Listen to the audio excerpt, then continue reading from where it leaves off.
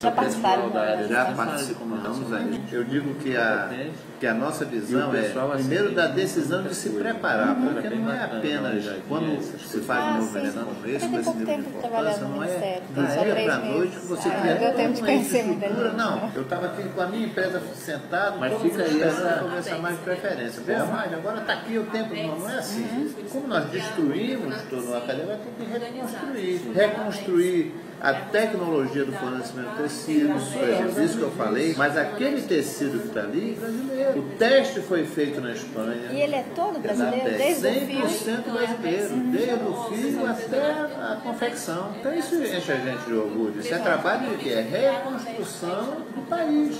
Então assim, em vez da gente comprar como era no passado, a indústria brasileira comprando a roupa que você fabricada no exterior. Sim, eu ia vir na segunda e a Rosana estava aqui na segunda. Aí acabou que teve um problema no setor de passagem lá. E agora em 2002, a indústria brasileira de maneira integrada. Aconteceu, deu tudo certo. Tecelagem, pois é. Olha, segunda foi um dia, a gente encomendou um calor segunda, mas você deu um baile na gente, não foi?